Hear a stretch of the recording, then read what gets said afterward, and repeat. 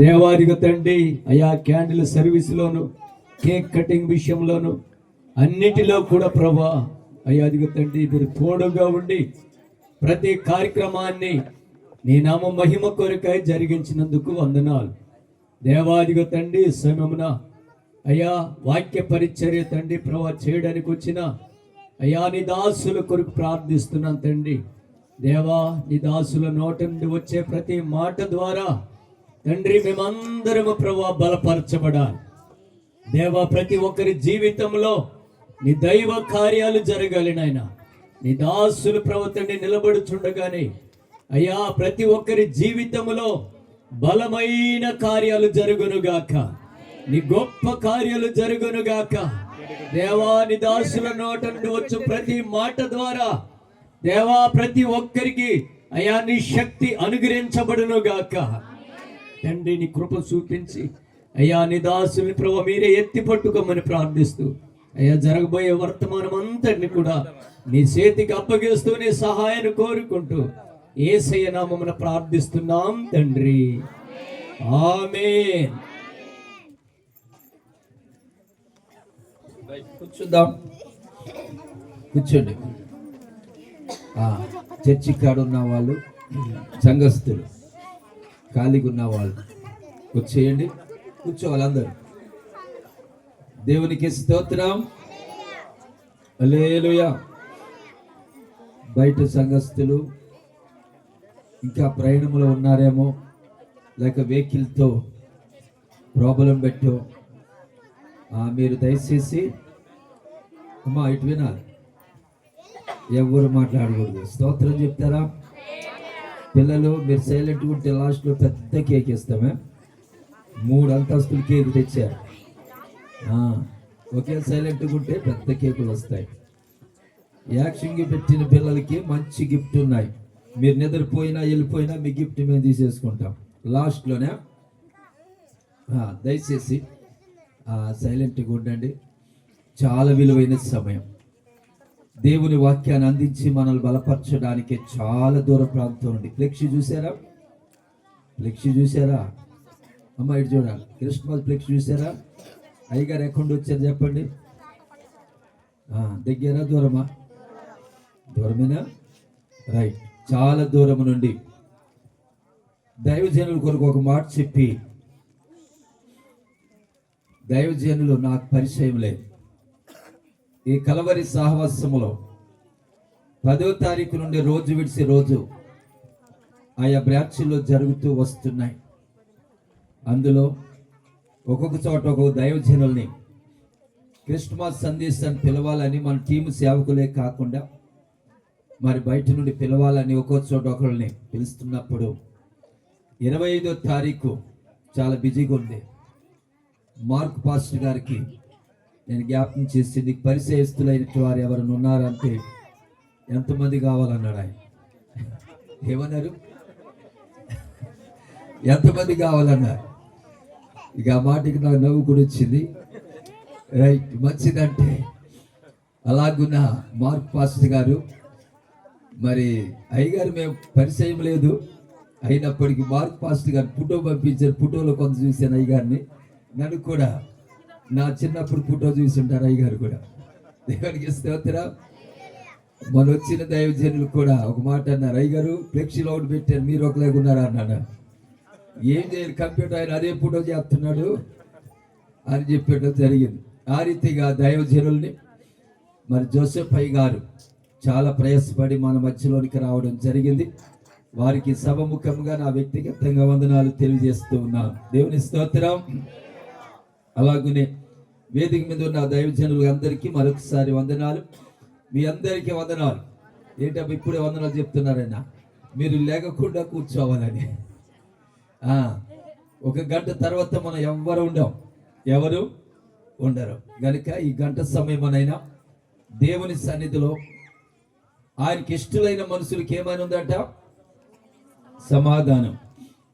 ఆ సమాధానం మనం పొందాలంటే ఆయనకి ఇష్టంగా మనము దేవుని సన్నిధిలో ఉండం మనకు ఆశీర్వాదకరం. ఈ విషయాన్ని మీరు గమనించి సమయాన్ని తడవ చేయకుండా, మరలా మనకి క్రిస్మస్లు ఉన్నాయి కనుక ఇంచుమించు 30 వరకు క్రిస్మస్లు ఉన్నాయి. ఇంకా 31 జనవరి 1 మామూలే. ఈ విషయాన్ని మీరు గమనించి ప్రతి ఒక్కరు కూడా ఈ సందేశం అందించడానికి వచ్చిన దైవజనులు మరి జోసెఫ్ అయ్య గారికి సమయాన్ని ఇస్తున్నాను. చప్పళ్ళు కొట్టి అభినందిస్తూ క్రిస్మస్ సందేశాన్ని అందించాలని సమయం ఇస్తున్నాను. గట్టిగా కూడా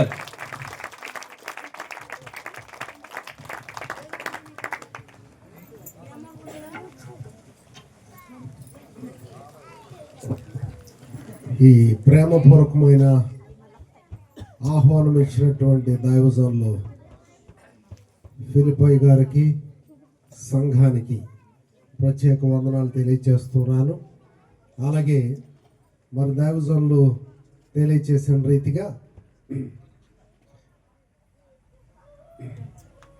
మరి సోదరులు దైవజనులు మార్క్ గారు ఇక్కడ ఉన్నారు. సో నేను ఇక్కడికి రావడానికి వారు ఛానల్ మరి వారికి నాకు ఉన్నటువంటి అనుబంధం ఏమిటా ఎలాగో అని మీరు అనుకోవచ్చు.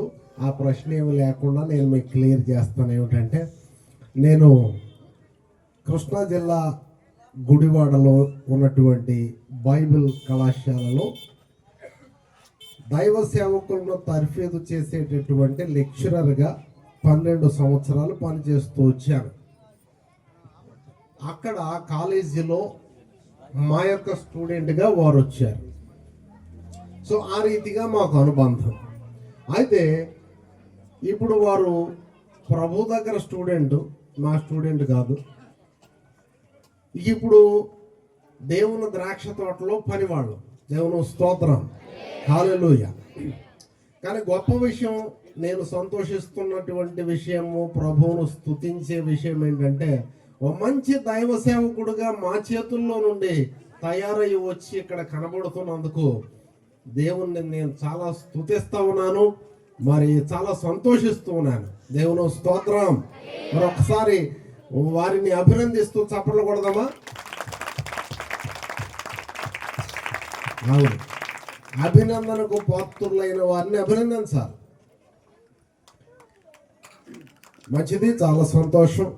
మరి గతంలో కూడా 2-3 సార్లు అనుకుంటా ఆయా ప్రాంతాలకు, మీ సేవా ప్రాంతాలకు నన్ను పిలిచినప్పుడు కొంచెం నాకు తీరుబడి లేక మరి నేను కాదని చెప్పాను. ఇప్పుడు కూడా కాదంటే ఇంకెప్పటికీ పిలవరేమో అని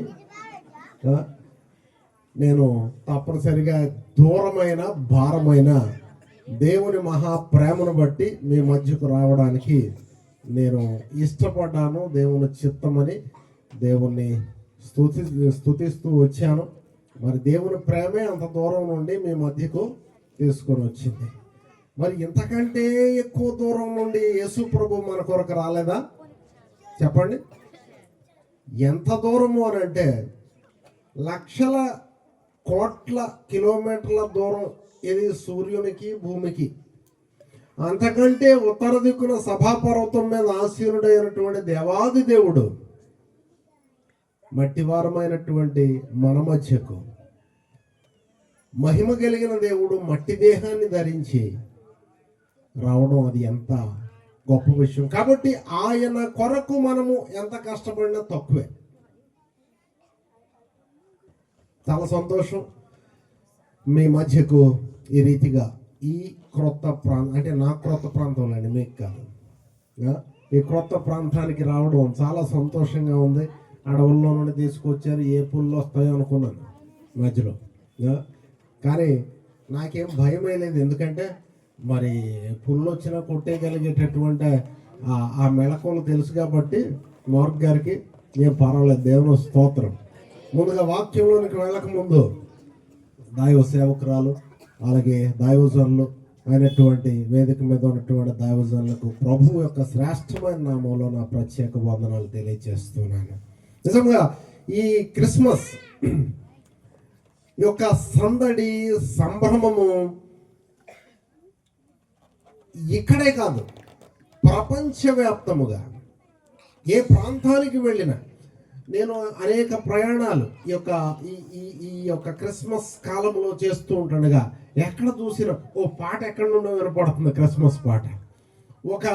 ఒక స్టార్ ఎక్కడ నుండో కనపడతా ఉంది. అలాగే ఇలాంటి గ్యాదరింగ్స్ అంటే ఇలా క్రిస్మస్ సమావేశాలు, సంభ్రమములు ఆయా చోట్ల అలా కనబడుతూనే ఉన్నాయి. నిజంగా ఎంత సంతోషం. యేసు ప్రభు వారు మానవాళికి అట్టి ఆనందాన్ని, సంతోషాన్ని తేవడానికే వచ్చారు. మరి దేవుని వాక్యాన్ని చదువుకొని దేవుని వర్తమానాన్ని మనం విందాం. మత్తయి సువార్తలో నుండి, మత్తయి సువార్త 2వ అధ్యాయము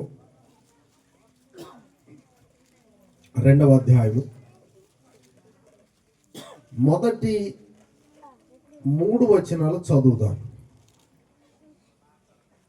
రాజైన హేరోదు దినములయందు ఆ, యూదయ దేశపు బెత్లెహేములో యేసు పుట్టిన పిమ్మట ఇదిగో తూర్పు దేశపు జ్ఞానులు యెరూషలేమునకు వచ్చి యూదుల రాజుగా పుట్టినవాడు ఎక్కడున్నాడు? తూర్పు దిక్కున మేము ఆయన నక్షత్రము చూచి ఆయనను పూజింపవచ్చితిమని చెప్పిరి. హేరోదు రాజు ఈ సంగతి విన్నప్పుడు అతడును అతనితో కూడా యెరూషలేము వారందరూ కలవరపడిరి.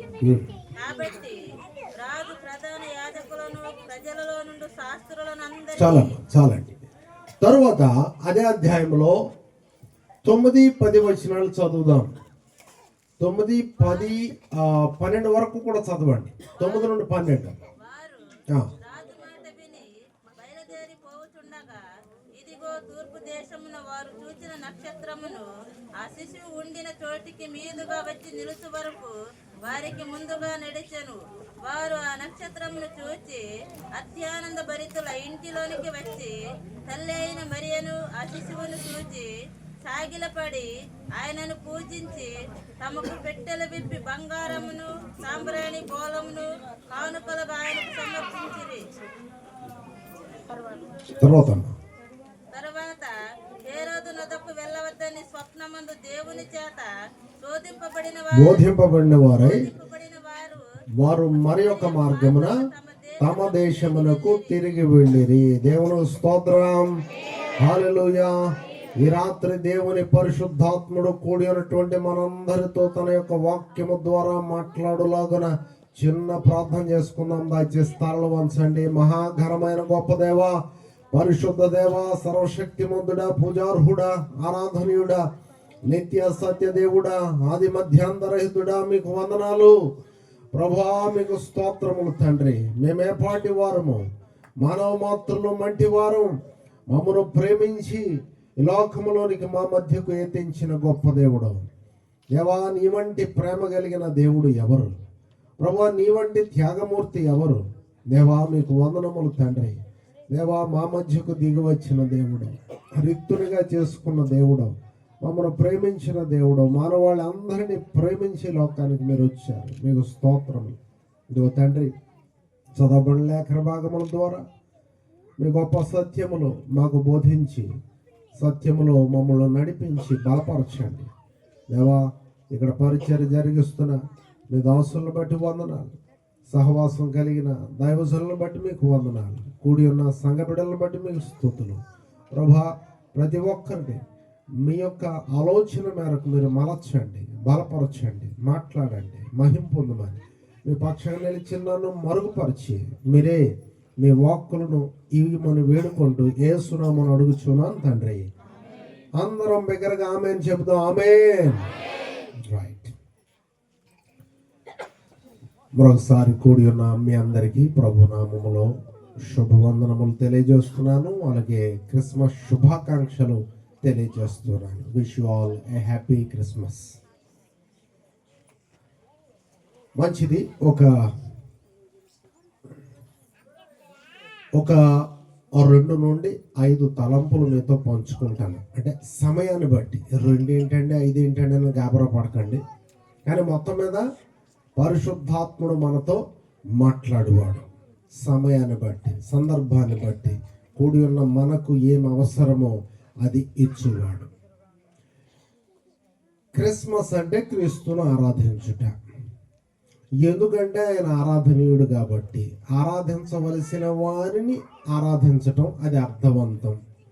అయితే విచిత్రం ఏంటంటే మన భారతీయ సమాజంలో దేనిని ఆరాధించాలి, ఈ ఆ దేనిని ఆరాధించకూడదు అసలు ఏమిటి అనేది యోచన ఉందో లేదో కూడా సమాజంలో అనేక పోకడలను చూస్తున్నప్పుడు అర్థం కావడం లేదు. అయినప్పటికీ దేవాది దేవుడు తన సత్యాన్ని, ఈ సత్య సువార్తను ప్రకటింపజేస్తూ ఉన్నాడు. కొంతమంది గమనింపు లేక ఇదేదో మతం అనుకుంటున్నారు. ఇది మతము కాదు. దేవునికి మతం అక్కర్లేదు, కులం అక్కర్లేదు, ప్రాంతీయ భేదం అసలే లేదు, ఏ భేదములు లేవు. దేవుడు లోకమును ఎంతో ప్రేమించాడు. లోకం అంటే ఎక్కడ ఉంది? లోకం అంటే మనుషులు ఉన్నటువంటిదే. మనుషులు ఎక్కడున్నారో అదంతా లోకమే. మనుషులను దేవుడు ప్రేమిస్తున్నాడు. దేవుడు లోకమును ఎంతో ప్రేమించను అంటే దేవుడు మనుషులందరినీ ప్రేమిస్తున్నాడు. అక్కడ ఏమైనా తేడా ఉందా? యోహాను సువార్త 3:16లో ప్రభు వారు సెలవిచ్చినట్లుగా మరి అక్కడ ఏమైనా తేడా చెప్పాడా ప్రభు? ఏ తేడా లేదు, ఏ భేదము లేదు. ఏ మనుష్యులు, ఏ ప్రాంతపు వారు, పొడుగువారా, పొట్టివారా, ఎరుపువారా, నలుపువారా. ఇంకా గొప్ప విషయం ఏంటంటే మన భారతీయ సమాజంలో అద్భుతమైనటువంటి వ్యక్తిత్వాలు లేకపోతే అద్భుతమైనటువంటి రూపురేఖలు దేవుడు ఇచ్చాడు. ఎందుకంటే కొన్ని దేశాలను చూస్తే అంతా చూడండి, పోస్ట్ ఆఫీస్ ఎప్పుడైనా చూసారా? మీకు బాగా చలిపెడుతుందా ఏంటి? మీరు కదులుతున్నట్లేరు, మెదులుతున్నట్లేరు. కాసేపు ఉంటే ఇలాగే బిగిసిపోయేటట్టున్నారు. కదలండి, మెదలండి, ఉద్యోగం ఉండండి, సమయం దాటి వెళ్ళను. అర్థమవుతుందా? కానీ ఆసక్తిగా ఉంటే దేవుడు మనతో మాట్లాడతాడు. పోస్ట్ ఆఫీసులో పోస్ట్ మ్యాన్ స్టాంపు వేయడం ఎప్పుడైనా చూసారా? భలే విచిత్రంగా ఉంటుంది. ఎలా తెలుసా? అలా గుద్దేస్తూనే ఉంటాడు. ఆ స్టాంప్ మారుతుందా? ఇప్పుడు ఆ రోజు డేటు ఇంకా ఎన్ని వందల వేల ఉత్తరాలైనా ఇలా వేస్తాడు. ఇదేంటో తెలుసా? ఈ ఇంక్ మీద గుద్దుతాడు, తర్వాత ఈ ఉత్తరం మీద ఆ స్టాంప్ వేస్తాడు. అలాగూ కొన్ని దేశాలలో ప్రజలు చూస్తే మనం గుర్తుపట్టలేదు. ఈ మనిషి ఒక రకంగానే ఉన్నాడు, ఈ మనిషి ఒక రకంగా ఉన్నాడు, ఈ మనిషి ఒక రకంగా ఉన్నాడు. అవునా? కానీ మన దేశంలో అయితే సులువుగా గుర్తుపట్టగలం. ఎందుకు? బోలెడు రకాల రంగులు వేసాడు మనకి దేవుడు. అవునా? గోధుమ రంగులో ఉంటారు, తెల్ల రంగులో ఉంటారు, నల్ల రంగులో ఉంటారు, మసిబొగ్గులాగా ఉంటారు, బాగా మరి ఛాయ్ కలిగి ఉంటారు. అంటే ఎన్ని రంగులని చెప్తాం.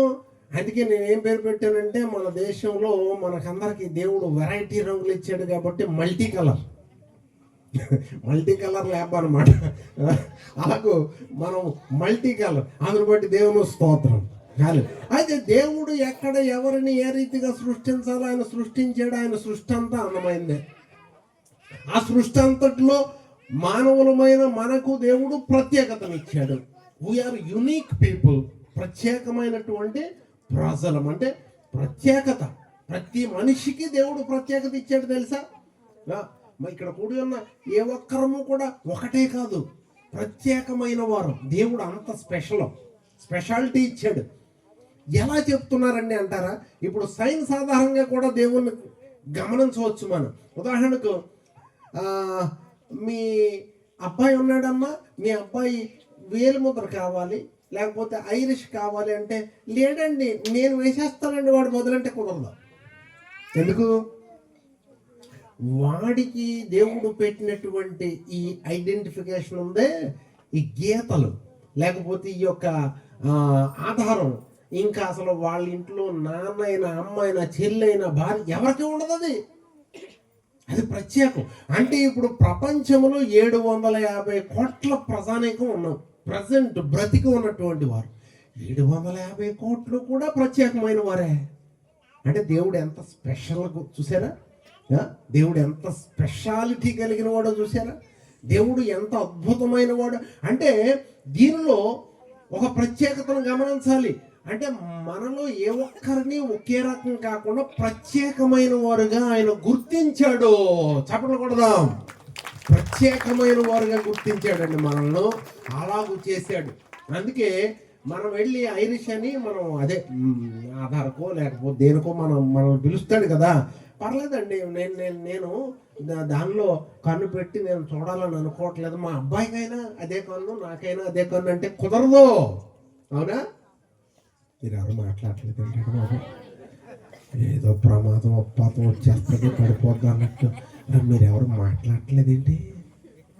అంటే క్లాస్ రూమ్ సైలెన్స్ సైలెన్స్ అని మాస్టారు అంటారేమో, అనకముందే సైలెంట్గా ఉన్నామని అనుకుంటున్నారు. చెప్పండి. వెనకటికి మా లెక్కల మాస్టారు సూర్యనారాయణ గారని నేను 8వ తరగతి చదువుతున్నప్పుడు ఆయన మంచి లెక్కల మాస్టర్. కానీ పిల్లలకు లెక్కలు వస్తున్నాయా, నేర్చుకుంటున్నారా, చదువుకుంటున్నారా లేకపోతే ఏంటి అనేది ఆయన పట్టించుకునేవాడు కాదు. ఆయన పద్ధతి ఏంటంటే క్లాసులోకి రావటం, లెక్కలన్నీ చేసేయటం. ఎవరు? ఆయన చేసేయటమే. ఎలాగంటే బ్లాక్ బోర్డు మీదకి ఇలా తిరిగి ఊరికే రాసేయటమే. ఇక్కడేమో తెల్ల మొక్కలు వేసి ఈయన ఏదో రాసేస్తున్నాడు ఏంటి అని అనుకునేవాడు. నాకు అసలే లెక్కలు వచ్చేవి కాదు. ఏంటిది పరిస్థితి ఏంటి అని అనుకునేవాళ్ళం. ఆయన ఏమో సొద్ద మొక్క తీసుకొని బ్లాక్ బోర్డ్ అంతా లెక్కలు చేసేసేవాడు. మధ్యలో ఏమనేవాడు తెలుసా? Quick quick quick quick quick quick అనేవాడు. అప్పుడు ఆ రోజుల్లో ఇంగ్లీష్ వచ్చేది కాదు కదా. క్విక్ క్విక్ అంటున్నాడు ఏంటి, ఈయన పెట్టలు ఏమన్నా తిన్నాడా, పెట్టలేగా వస్తున్నాడు. క్విక్ క్విక్ ఏంటండి అని అనుకొని చాలా సంవత్సరాలు నాకు అర్థం అవ్వలేదండి. తర్వాత దేవుడే బల్బు వెలిగించాడు. ఓహో క్విక్ క్విక్ క్విక్గా రాసుకోండి అని అంటున్నాడు అనమాట అని అర్థమైంది ఎప్పుడు కొన్ని సంవత్సరాలకి. ఆ రోజుల్లో ఇప్పుడు పిల్లలేంటి, ఇప్పుడు పిల్లలం కాదు కదా. అప్పుడు మాస్టర్ని చూస్తే భయం, పోలీసుని చూస్తే భయం. ఇప్పుడు పిల్లలైతే మాటలు రానోడు కూడా రాళ్ళు పెట్టి కొడతాడు. స్పీడ్ జనరేషన్ అంటాడు. మరి స్పీడ్, మరి దేనికి స్పీడో? సంస్కారం, సంస్కృతి, లేకపోతే వినయం, విధేయత ఇవన్నీ పోతున్నాయండి. కానీ క్రైస్తవులంగా, దేవుని పిల్లలంగా మనం అవి మన బిడ్డలకు నేర్పించాలి. వినయ విధేయతలు లేకుండా చదువు రాదు. వినయ విధేయతలు లేకుండా మనుషుల దయ పొందలేరు. వినయ విధేయతలు లేకుండా దేవుని దయ పొందలేరు. లూకా 2:52లో వాక్యం ఏమనుంది? యేసు దేవుని దయ అందును మనుషుల దయ అందును జ్ఞానమునందును వయస్సునందును వర్ధిల్లుచుండెను అని వ్రాయబడింది. ఆ 4 అవసరం మనిషికి. కానీ ఇప్పుడు ఉండటం లేదు. అప్పుడు ఆ భయం చేత మాస్టారు క్విక్ క్విక్ క్విక్ క్విక్ అంటున్నారు ఏంటండి అని అంటానికి కూడా, అడగటానికి భయం. గౌరవంతో కూడిన భయం ఉండాలండి. తర్వాత ఇంకేమని ఊడంటే, లెక్కలు వస్తున్నాయో లేదో మమ్మల్ని అడిగేవారు కాదు. లెక్కలు వస్తున్నాయో లేదో ఆయన మమ్మల్ని కనుక్కునేవారు కాదు. ఇక మేము తెల్ల మొక్కలు వేసి చూడటమే. మరి ఇక అలాగే క్విక్ క్విక్ క్విక్ క్విక్ అంటాం. ఈ క్విక్ క్విక్ క్విక్ క్విక్ మాకు ఇక అది ఒకటే వచ్చింది, క్విక్, లెక్కలు రాలేదు. అలాగూ మీరు కూడా సైలెంట్గా ఉంటే వాక్యం ఏమీ వినకుండా, అంటే అర్థం చేసుకోకుండా వెళ్ళిపోతారేమో అని భయం వేసి ఆ సన్నివేశం గుర్తొచ్చింది. కాబట్టి కొంచెం మీరు స్పందన ఉన్నట్టు, అర్థమవుతున్నట్టు, అర్థమవ్వకపోయినా అర్థమవుతున్నట్టు, ఒకవేళ మీరు కనబడితే నేను ముందుకెళ్ళగలను. దేవుని స్తోత్రం, హల్లెలూయా, మంచిది. అయితే ఈ క్రిస్మస్ అనేటటువంటి ఈ సందర్భంలో యేసు ప్రభు వారు మానవాళ్ళని ప్రేమించి ఈ లోకానికి వచ్చారని చెప్తున్నానే, మానవాళ్ళందరినీ ప్రముఖమైన వారుగా, అంటే ప్రాముఖ్యత కలిగిన వారుగా, ప్రతి మనిషిని ప్రాముఖ్యత కలిగిన వారుగా ఎంచి ఆయన వచ్చి ఉన్నారని చెప్పడానికి ఆ ఉదాహరణ మీకు చెప్పాను, సైంటిఫిక్ ఉదాహరణ.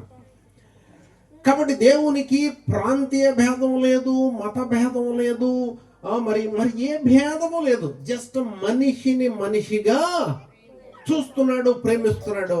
ఆయన దిగి వచ్చేసినటువంటి వాడు. మహిమలోకమును విడిచి మట్టి లోకానికి వచ్చాడండి. అంతకంటే త్యాగం ఏంటి? కానీ ఇది ఎందుకు జ్ఞాపకం చేస్తున్నా అంటే, విచారకరమైనటువంటి రోజుల్లో మనం ఉన్నాం. ఒక క్రిస్మస్ పెట్టుకుంటే అనేక మంది మన భారతీయ సోదరి సోదరులు ఇది మత కార్యక్రమం అనుకుంటున్నారు. ఒక ద్వేషంతో నిండి ఉంటున్నారు. వారికి సభాముఖంగా ఇలాంటి వాటి ద్వారా చెప్పదలుచుకున్నాను ఏంటంటే, దయచేసి భారతీయ సోదరులారా, మిమ్మల్ని కూడా యేసయ్య ప్రేమిస్తున్నాడు. మానవాళ్ళందరినీ ప్రేమిస్తున్నాడు. ఆయనకి ఏ భేదం లేదు. మీకెందుకు భేదం? ఎవరో మతం మారిపోతున్నారు, ఎవరో యేసయ్యను నమ్మేసుకుంటున్నారంటే ఎందుకు బాధ? నమ్ముకోనివ్వండి. నమ్ముకున్నవాడు ఎవడు దేశానికి హాని చేయడు, నష్టం చేయడు, మేలే చేస్తాడు, లాభమే చేస్తాడు. వాడు లంచాలు తీసుకోడు, దోపిడీ చేయడు, లేక పక్కదారులు పట్టడు, సత్యానికి నిలబడతాడు. అది క్రైస్తవుడు. క్రైస్తవ్యం నేర్పేది అది. కాబట్టి ఎందుకు ద్వేషాలు? సోదరులంగా భారతదేశంలో మనము ఎన్నో వేల సంవత్సరాల నుండి ముందుకు సాగడం లేదా? ఒక వ్యక్తిని మరి యేసు ప్రభువులోనికి మార్చేయడమా, లేకపోతే మత మార్పిడి చేయడమా? అసలు ఎవరైనా ఒక వ్యక్తి మారగలరా దేవుడు మార్చకుండా? నన్ను దేవుడు మార్చకుండా నేను మారానా? ఇక్కడ కూడి ఉన్న ఎవరమైనా సరే దేవుడు మార్చకుండా మారగలమా? ₹1,00,00,000 ఇచ్చినా వాడి హృదయం మారదు. ఇంకొక మతంలోనుకో లేక ఇంకొక దేవుడిలోనుకో మారదు. దేవుడు చేసే అద్భుతం అది. దేవుని స్తోత్రం, హల్లెలూయా.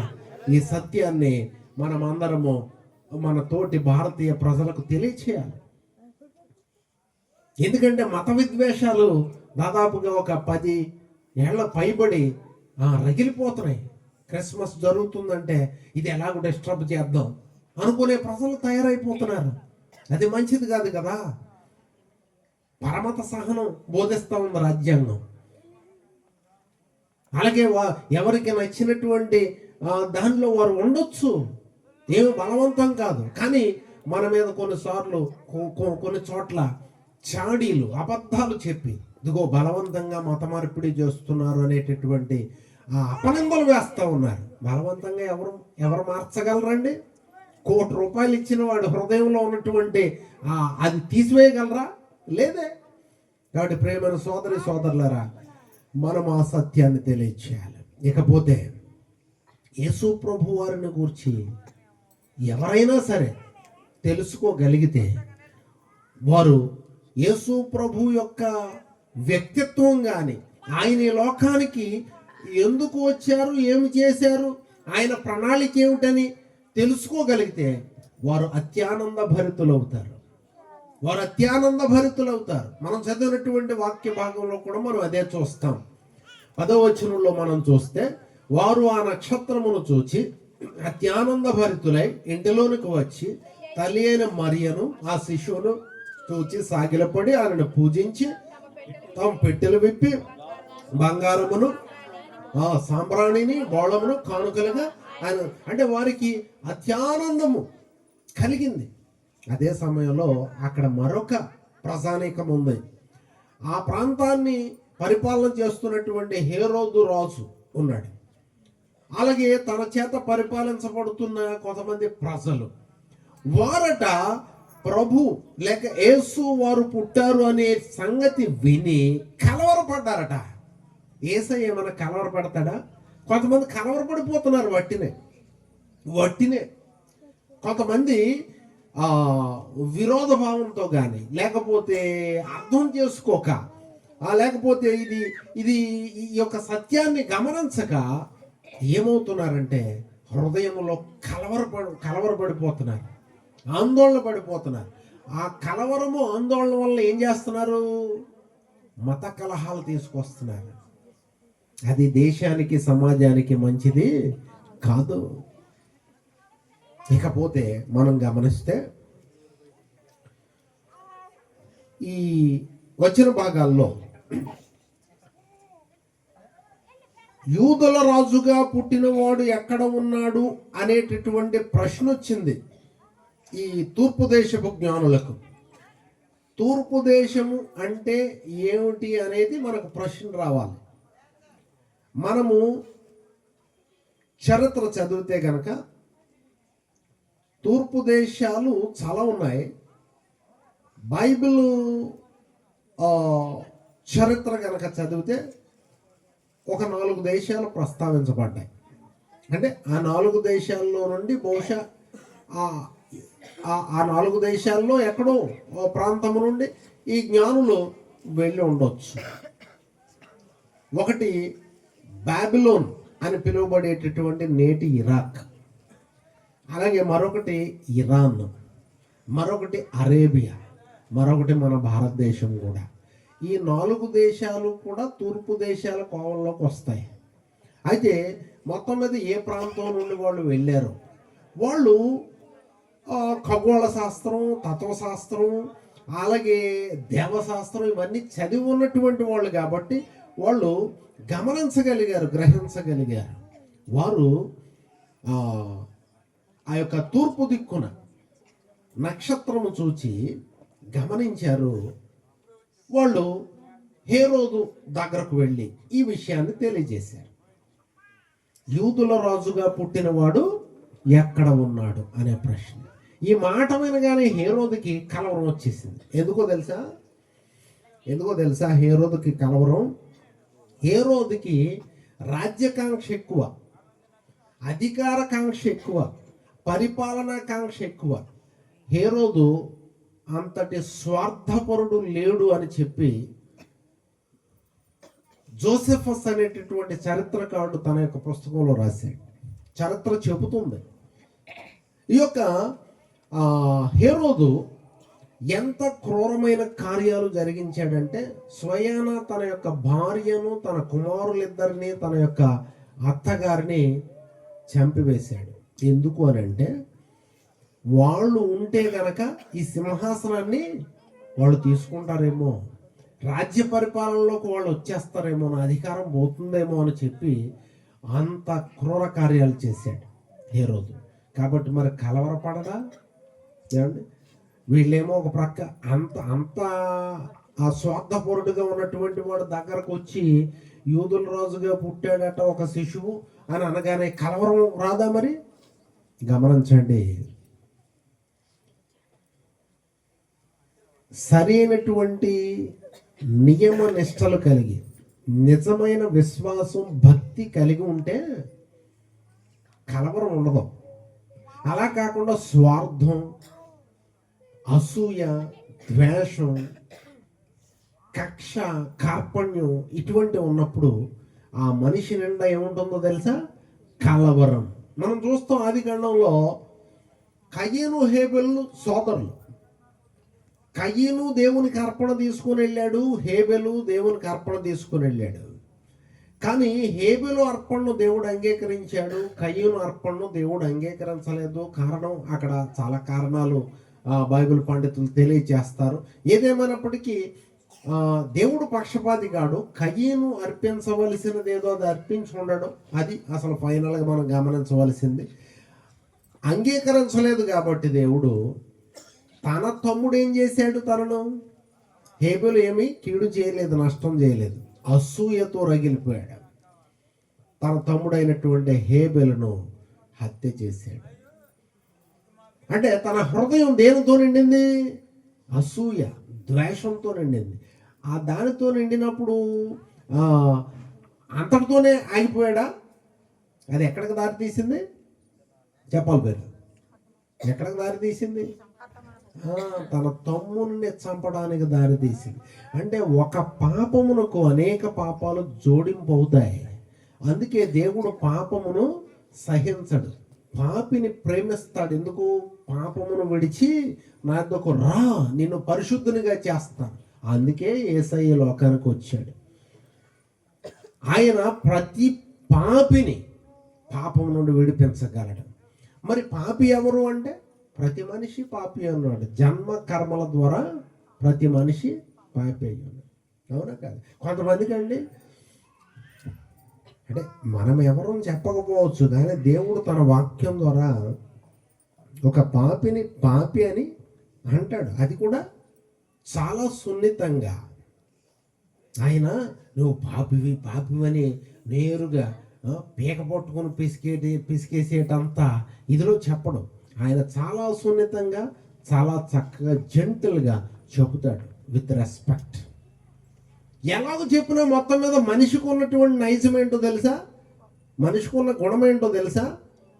పాపివి అని అంటే ఇష్టం ఉండదండి. ఎంత పాపమైనా నువ్వు దొరవి, నువ్వెంత పరిశుద్ధుడువో గొప్పవాడువో అని అంటే మాత్రం పొంగిపోతాడు.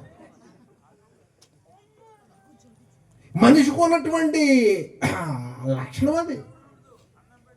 ఇప్పుడు ఉదాహరణ చూడండి, చిన్నపిల్లల ఇంగ్లీష్ పుస్తకాల్లో రైమ్స్ అని ఉంటాయి, అవునా? రైమ్స్ ఎంతమందికి తెలుసు మీకు? మీ చిన్నపిల్లలు చదువుకోవట్లేదా? రైమ్స్ ఎక్కడ ఉన్నాయి? Right, very good. Johnny yes papa ఎంతమంది విన్నారు? ఉన్నారు, వెరీ గుడ్. దానిలో ఒక గొప్ప నీతి పాఠం ఉంది. Johnny yes papa, eating sugar no papa, telling lies no papa, open your mouth ఆహాహా అంటాడు. దానిలో చాలా చక్కని నీతి పాఠం ఉంది. ఏంటంటే వాడంట, ఆ పిల్లగాడు, ఆ చిన్నవాడు వాళ్ళ అమ్మ లేకపోవడం చూసి, వాళ్ళ నాన్న వేరే గదిలో ఉండటం చూసి, వీడు వంటగదిలోకి ఎప్పుడు వెళదామా అని చూస్తున్నాడు. వాడికి ఎప్పటి నుంచో అలవాటు అయిపోయింది పంచదార తింటాం. కాబట్టి ఆ వంటగదిలోకి వెళ్ళి అమ్మ తినవట్లేదు, నాన్న తినవట్లేదు, వీళ్ళు ఇద్దరు నాకు రాక్షసుల్లాగా తయారయ్యారు. వీళ్ళు ఎప్పుడు తప్పుకుంటారో డబ్బాలో గుక్కలోకి వేసుకొని మింగేద్దాం అనుకున్నాడు. వీడు చూశాడు, అటు చూశాడు, ఇటు చూశాడు, అమ్మ కనపడలేదు, నాన్న కనపడలేదు. వంటగది వీడి టార్గెట్ కదా, ఇటు వెళ్ళిపోయాడు. వంటగదిలో ఒక డబ్బా తీసాడు, గుప్పుడుతోటి ఒక గుప్పుడు నోట్లో వేసుకున్నాడు. ఈ లోపల నాన్న చూశాడు వేరే గదిలో. వీడు పోకడలు గమనించాడు. జానీ అని పిలిచాడు నాన్న. ఎస్ పాప అన్నాడు పెద్ద హీరో గారు లాగా. ఇక్కడే ఉన్నాను నాన్న అన్నట్టు. నాన్న చూసే అడిగాడు, కానీ నాన్న చూడలేదు అనుకుంటున్నాడు. వీడు ఏది పంచదార తినడం చూడలేదు అనుకుంటున్నాడు. జానీ ఎస్ పాప ఇక్కడే ఉన్నాను అన్నట్టు ఎక్స్ప్రెషన్ ఇస్తున్నాడు. ఈటింగ్ షుగర్, పంచదార తింటున్నావా? నో పాప. నోరు తిరగట్లేదు, నాలుగు తిరగట్లేదు, కానీ పలికేస్తాడు నో పాప. అక్కడ ఏమొచ్చింది? అబద్ధం వచ్చింది. ఎవరు నేర్పారు చెప్పండి? స్కూల్లో సూర్యనారాయణ గారు నేర్పారా చెప్పండి? ఏ స్కూల్లో అయినా ఒరే ప్రసాద్గా ఇలా రా, ఇదిగో అబద్ధాలు ఇలా నేర్చుకోవాలి. ఒరే ప్రసాద్గా పక్కడు బలపం ఇలా ఎరగొట్టేయాలి. ఒరే రమణారావు పక్కడు పుస్తకం ఇలా చింపేయాలి అని ఎవరైనా నేర్పుతారా అండి? కానీ ఎలాగొచ్చాయి? ఎక్కడి నుంచి వచ్చాయి? దాన్ని ఏమంటారండి? By birth, పుట్టుకలోనే. బైబిల్ ఎంత స్పష్టమండి. దేవాది దేవుడు ఎంత స్పష్టమైన వాడు. మన యొక్క ప్రతి ఇంచు టు ఇంచ్ అంటే ప్రతి విషయాన్ని ఎరిగిన వాడు. సృష్టికర్త ఎరగడా? సృష్టించిన వాడు. ఒక కారును తయారు చేసిన వాడు ఏ పార్ట్లు ఉన్నాయో ఏమిటో ఎరగడా? మనిషి అనుకుంటాడు దేవుడు ఏమి ఎరగడు, దేవుడికి ఏమి తెలియదు నా గురించి అనుకోండి. దేవుడికి ఏమి ఎందుకు తెలియదు? 139వ కీర్తనకాడికి తెలిసిందంటే దేవుడు ఎలాంటి వాడు. నా నడకను నా పడకను నువ్వు పరిశీలించి ఉన్నావు. నేను కూర్చుండుట లేచుట నీకు తెలియదు. నేను వేకువ రెక్కలు కొట్టుకుని సముద్ర దిగంతముల్లో నివసించిన నీ చేయి అక్కడ నన్ను పట్టుకొనుచున్నది. నేను పాతాళమునకు పోయినను నువ్వు అక్కడ ఉన్నావు. నేను ఆకాశం వేకువ రెక్కలు కట్టుకొని సముద్ర దిగంతాల్లోనికి దిగిన అంటే వీడు ఎక్కడ పోవాలనుకుంటున్నాడు తెలుసా? దేవుడికి దూరంగా పాతాళంలోకి వెళ్ళిపోయి పడుకుందాము. పాతాళంలో ఏమైనా పరుపులు ఉంటాయా చెప్పండి అమ్మా? అన్నట్టు సహోదరులు ఎక్కువ కనపడుతున్నారు, సహోదరులు లేరండి బాబా. చలిట్టేత రానన్నారేంటి సహోదరులు? మరి భార్య భర్తలు బిడ్డలు కలిసి వస్తే అది మీకు ఇంకా ఆనందం, సంతోషం, ఆశీర్వాదం. అలా కాకుండా ఒకళ్ళు ఇంటి దగ్గర, ఒకళ్ళు క్రిస్మస్లో, ఒకళ్ళేమో ఇంటి దగ్గర, ఒకళ్ళ మందిరంలో ఉన్నారనుకోండి, బయట ఉన్న వాళ్ళు సైతాన్ని గడి పట్టుకుంటాడు. అర్థమవుతుందా? ఒరే రారా అంటాడు అనమాట, తీసుకెళ్తాడు ఎక్కడో చీకట్లోకి. అవునా? ఒరే రా. అలాంటి సంఘటనలు బోల్డ్ ఉన్నాయండి. ఏమి కాకమ్మ కథలు కాదు, అనుభవాలు, జరుగుతున్నటువంటి విషయాలు. దైవ సన్నిధి ఆశీర్వాదకరం. నీ సన్నిధిలో ఒక దినము గడుపుట 1000 దినముల కంటే శ్రేష్టము. నీ కుడి చేతిలో నిత్య సుఖములు కలవు, నీ సన్నిధిలో సంపూర్ణ సంతోషము కలదని వాక్యం సెలవిస్తుంది. ఒక అలాగే స్నేహితులు రోజు తీసుకుని వెళ్ళేవారు రాజమండ్రిలో. యవనస్తుడు. స్నేహితులు కలిసేసరికి తల్లిదండ్రుల మాట లెక్క ఉండదు. ఇక స్నేహితులు కలిసేసరికి పాస్టర్ గారి మాట లెక్క ఉండదు. స్నేహితులందరూ కలిసేసరికి ఇంకా దేవుని మాట లెక్క ఉండదు. గురువు దైవం అని ఎందుకన్నారు? అది మనం గుర్తించాలి. కుటుంబముగా దైవ సన్నిధికి రావటం అది మేలు కాదు. బైబిల్లో మనం చూస్తే భార్య భర్తలు బిడలు కలిసి వెళ్ళిన కుటుంబాలు ఆశీర్వదించబడటాన్ని, దేవుని ప్రసన్నత వారి మధ్య ఉండటాన్ని మనం చూడగలం. ఎంతమందిని చెప్పమంటారు? అబ్రహాము శారాలు కలిసి వారు నిర్ణయం తీసుకునేవారు, కలిసి దేవుని పరిచర్య చేశారు. ఆదికాండం 18వ అధ్యాయంలో మనం చూస్తాం, కలిసి పరిచర్య చేశారు.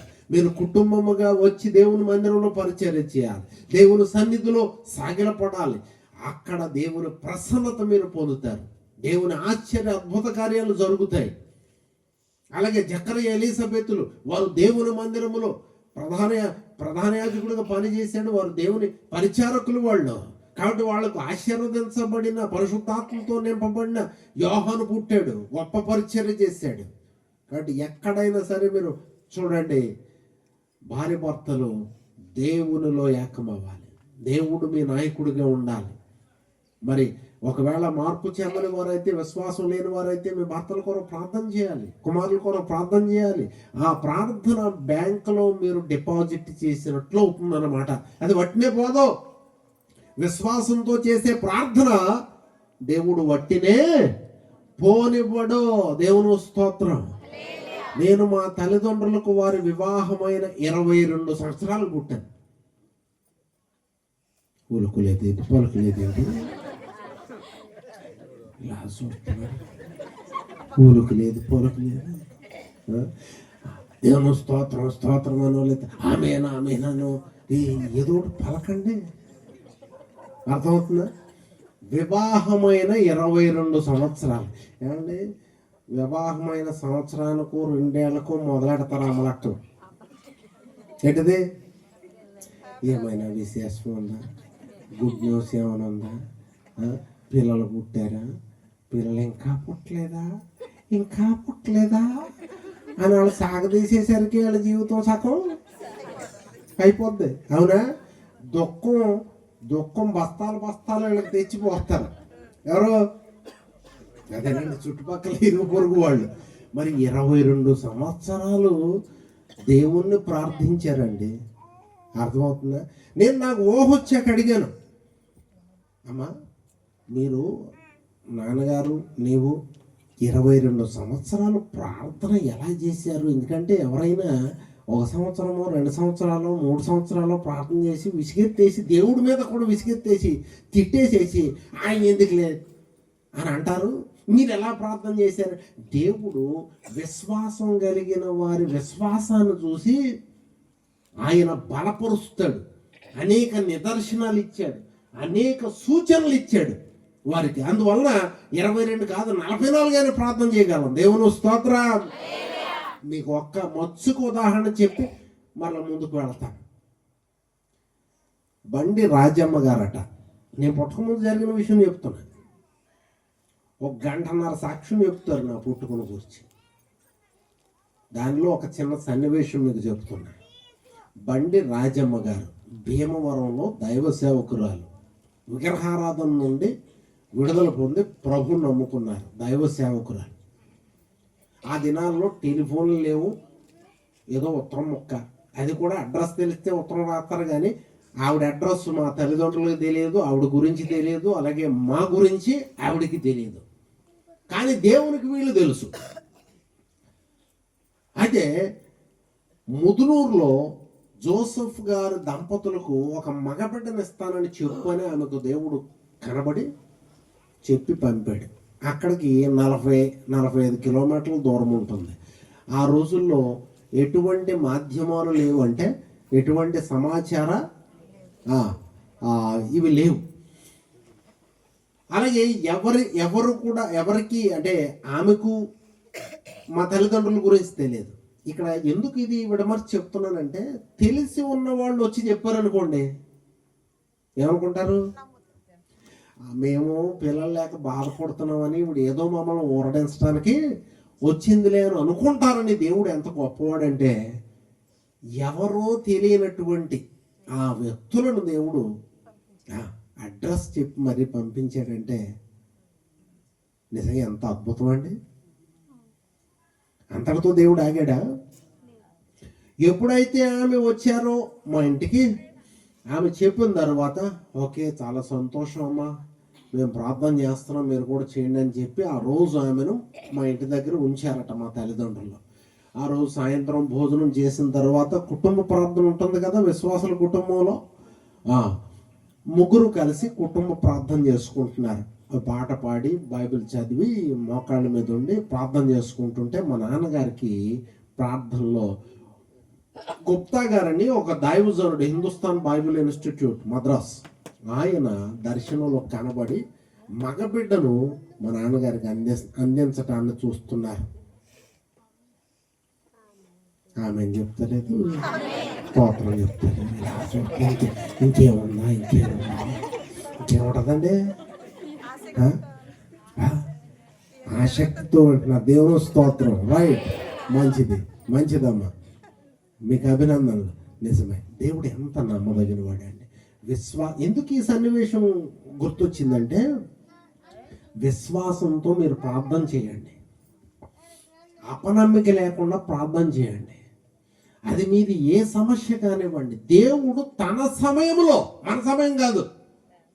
మనకేంటంటే అకస్మాత్తుగా అన్ని జరిగిపోవాలి. ఈరోజు ధాన్యం ఇస్తాను, రేపు పంట కోసేయాలి. అది మనిషి బుద్ధి. అందుకే అన్ని హైబ్రిడ్ చేసేసాడు. అన్ని హైబ్రిడే కదా. ఇప్పుడు బొప్పాయి హైబ్రిడ్, చిక్కుడుకాయ హైబ్రిడ్, అన్నీ హైబ్రిడే. అందుకే దేవుడు ఒరిజినల్గా సృష్టించినవేమో మహా టేస్ట్, వాటికి ఏం పేరు? దేశవాళి, అవునా, నాటు అంటారు. మిగతావన్నీ పోటు, అవునా. అవన్నీ తినటం వల్ల రక్త పోటు. మరి మనకి ఎందుకు పోట్లని? ఏమన్నా పోట్లన్నీ ఎందుకు? మనిషి సక్రమంగా ఉంటే, దేవుడు చెప్పిన మాట వినుంటే ఈ పోట్లన్నీ వచ్చిన. మా నాన్నగారికి ఇప్పుడు 96 సంవత్సరాలు. రక్త పోటు లేదు, షుగర్ పోటు లేదు, తల పోటు నేను ఎప్పుడు ఎరగను ఆయనకి. కాళ్ళు పోటు లేవు, ఎముకలు పోటు లేదు. ఇప్పుడు మనుషులు ఏమండి, మా మందిరానికి వచ్చేవాళ్ళు ఎవరైనా, లేకపోతే ఎప్పుడైనా మీటింగ్స్కి ఎవరైనా, అయ్యగారు మోకాలు అరిగిపోయిందంట,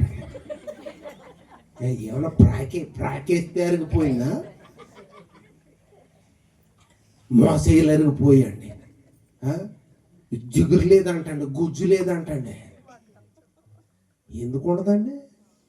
మనిషే మనిషికి హాని చేస్తూ ఉన్నాడు. ఆహారము హాని.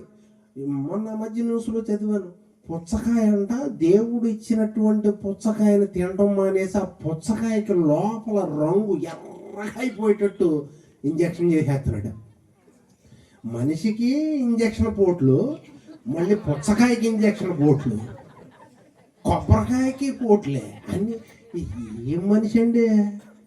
అయ్యి బాబు, ఇలాంటి మనిషి కోసమా యేసయ్య వచ్చాడు? ఏమండి, ఇంకా ఏ జీవరాశుల కోసం యేసయ్య రాలేదండి. ఈ మనిషి ఇలా పాడైపోతున్నాడని వచ్చాడు. ఎంత ప్రేమ కలిగిన వాడు. ఈ ప్రేమను అర్థం చేసుకోకుండా మనిషికే మనిషి పోటైపోయి ఉంటున్నాడు, అవునా? ఏమండి, ఇప్పుడు దేవుడే సహజమైన రంగులను ఇచ్చాడు. ఆ పుచ్చకాయకి చక్కగా పైన పచ్చగాను, లోపల మన కన్నులకు ఆహ్లాదంగా అన్నీ చేశాడు. అది చాలదని వీడు ఏం చేస్తున్నాడు? ఇంకా మరి అవన్నీ చాలా ప్రమాదకరం కదా. అలాగే ఇంకే ఏది తిందామన్నా ముందు చూడండి, భూతాన్ని చూసినట్టు తినవలసి వస్తుంది. నిన్న తిన్నా మంచి నున్నగా నిగారింపు కలిగి కమలాలు అంటున్నాడు. ఆగాను, ఏమయ్యా కొంచెం నిగారింపుగా ఉన్నవి ఏవయ్యా అంటే, ఆడు భూతంలాగా చెప్తున్నాడు. ఏంటో తెలుసా, వాటికి రంగేస్తారు సార్ అంటున్నాడు. కొంచెం నికారింపుగా ఉండటానికి వేస్తారండి. నేను ఇచ్చే అయితే బాగుంటాయండి, పర్వాలేదు, అవి పెద్ద ఏం ప్రమాదం కాదు, ఇదిగోండి అవి అయితే మరి చూడండి మంచి నికారింపుగా నమ్మగా ఉన్నాయి చూసారా అంటారు. అయ్యి బాబు వీటికి కూడా మొదలెట్టారు నాయన అని అనుకున్నాను. ఇంకా వీటికి చేపలు మొప్పలు ఉంటాయి చూసారా, మొప్పలు మాట్లాడరేంటండి బాబు, రైట్, మీరు చాలా మంచి. ఈ మొప్పలకి బాగా కొంచెం చూడండి, ఒక 5-6 గంటలు, 10 గంటలు, 15 గంటలు దాటిపోయాక ఎరుపు రంగు పోతుంది. ఎరుపు రంగు పోతే అది ఫ్రెష్గా లేనట్టు లెక్క. కాబట్టి వీడు మనతో కొనిపోయిన ఏం చేస్తున్నాడు, ఇప్పుడు ఆ మొప్పలకి రంగు వేస్తున్నాడు. అయ్యి బాబు ఇంకేంటండి ఇది, చాలా ప్రమాదంలో పడిపోయాం. కాబట్టి ఇప్పుడు ఎవరు ప్రమాదం, అది మీరు పాయింట్ కాదు. మనిషికి మనిషి ప్రమాదకారి అయిపోయాడు. అన్ని ఇన్స్టెంట్. నేనేం చెప్తున్నాను, దేవుని సమయాల కొరకు మనము వేచి ఉందుము గాక. దేవుని, అందుకే ప్రార్థన ఓపికతో చేయాలి, భక్తి ఓపికతో చేయాలి, నిష్ఠ కలిగి దైవ సన్నిధిలో ఉండాలి. మన జీవితం అంతా నిష్ఠ కలిగి ఉండాలి, క్రమం కలిగి ఉండాలి. దైవ భక్తి క్రమంతో కూడినటువంటిది, నియమ నిష్టలు కలిగినటువంటిది. మన ఇష్టం వచ్చినట్టు బ్రతికేస్తే దేవుని మేలు పొందలేం. జకరియా, ఎలీజబెతులు, అబ్రహాము, శారాలు, ఇంకా అనేక కుటుంబాలు, హన్న, ఎల్కానా, వారి కుటుంబాలు మనం చూస్తే ఎంత ఆశీర్వదించబడిన కుటుంబాలు. కారణం ఏంటంటే వాళ్ళు నిష్ఠ కలిగి దేవుని మందిరానికి వెళ్ళేవారు, నిష్ఠ కలిగి దేవుణ్ణి ఆరాధించేవారు, ప్రార్థించేవారు, పూజించేవారు. మన పూజ, మన ఆరాధన, మన ప్రార్థన, మన భక్తి క్రమంతో కూడినదై ఉంటుందా? నిశ్చయంగా అలాగైతే దేవుడు ఆశీర్వదిస్తాడు. అలా కాకుండా ఎవరిష్టం వచ్చినట్టు. అసలు దైవ సేవకులను దేవుడు ఎందుకు ఏర్పాటు చేశాడండి? ఒక క్రమమైన బోధ చేయడానికి. సంఘమును దేవుడు ఎందుకు ఏర్పాటు చేశాడు? సమాజంగా మనం కూడుకొని ఒక దేవుని వాక్య క్రమంలో మనం పెంపొందడానికి. కొంతమంది తెలివి ఎక్కువైపోయామంటారు తెలిసే, ఏమయ్యా మందిరానికి రావట్లేదు ఈ మధ్య అంటే గుండుగుడిలో దేవుడు ఉన్నాడండి. ఎక్కడంట? అడు గుండు బదలైతే తప్ప గుడ్డే గుండులోనంట, ఈ గుడిలోనంట, గుడి అంట ఎవరికి దెయ్యాల గుడి. దేవుని మందిరానికి రాలేనోడు వాడి హృదయంలో దేవుడికి గుడి ఏంటండి? దేవుని యొక్క ప్రజలతో ఏకీభవించలేనోడు వాడి గుండె అనబడిన ఆ గుడిలో దేవుడు ఎందుకు ఉంటాడో? దెయ్యానికి చోటు ఇచ్చినప్పుడే దేవుని మందిరానికి రాడు ఏ మనిషి అయినా.